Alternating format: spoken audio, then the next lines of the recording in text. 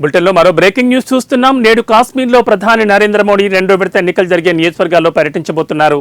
అందులో భాగంగానే జమ్మూ అండ్ కాశ్మీర్లో వేగవంతమైన అభివృద్ధి కారణంగా ప్రజలను ఉద్దేశించి సందేశాన్ని అందించడానికి ప్రధాని ఈరోజు శ్రీనగర్లో నిర్వహించే ఎన్నికల మెగా ర్యాలీలో ప్రసంగించడానికి వస్తున్నారు. ఆ తర్వాత కత్రాలోనూ ఆయన ప్రచారం చేయబోతున్నారు. ప్రధాని శ్రీనగర్ ర్యాలీ బీజేపీకి చాలా కీలకం కాబోతోంది. ప్రత్యర్థి పార్టీల కంచుకోటలో బీజేపీ పునాదులను పటిష్టం చేసి అక్కడ వికసించేందుకు కమలం పార్టీ సన్నాహాలు చేస్తోంది.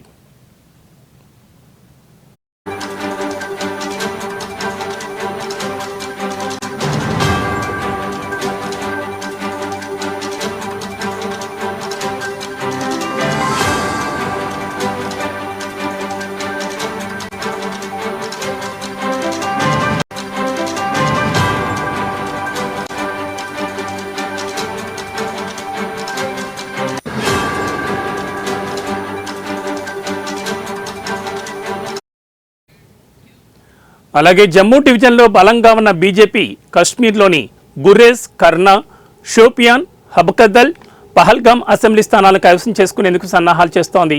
కాశ్మీర్లో 19 మంది బీజేపీ అభ్యర్థుల్లో 8 మంది భవితవ్యం నిన్న ఈవీఎంలలో దాగి ఉంది. ఇప్పుడు ప్రధానమంత్రి శ్రీనగర్లో జరిగే తన మెగా ర్యాలీలో మూడవ దశలో జరిగే ఎన్నికల్లో పోటీ చేసే 11 మంది పార్టీ అభ్యర్థులను గెలిపించడానికి ప్రచారం చేయబోతున్నారు నరేంద్ర మోడీ.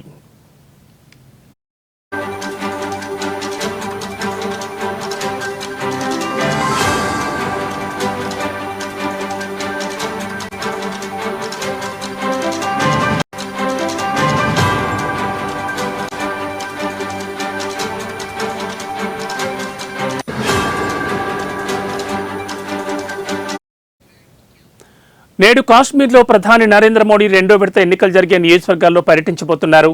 అందులో భాగంగానే జమ్మూ అండ్ కాశ్మీర్లో వేగవంతమైన అభివృద్ధి కారణంగా ప్రజలను ఉద్దేశించి సందేశాన్ని అందించడానికి ప్రధాని ఈరోజు శ్రీనగర్లో నిర్వహించి ఎన్నికల మెగా ర్యాలీలో ప్రసంగించడానికి వస్తున్నారు. ఆ తర్వాత కత్రాలోనూ ఆయన ప్రచారం చేయబోతున్నారు. ప్రధాని శ్రీనగర్ ర్యాలీ బీజేపీకి చాలా కీలకం కాబోతోంది.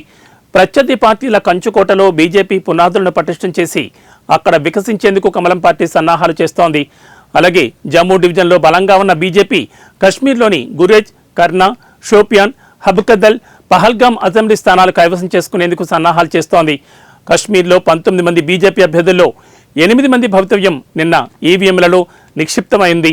ఇప్పుడు ప్రధానమంత్రి శ్రీనగర్లో జరిగే తన మెగా ర్యాలీలో మూడవ దశలో జరిగే ఎన్నికల్లో పోటీ చేసే 11 మంది పార్టీ అభ్యర్థులను గెలిపించడానికి ప్రచారం చేయబోతున్నారు నరేంద్ర మోడీ.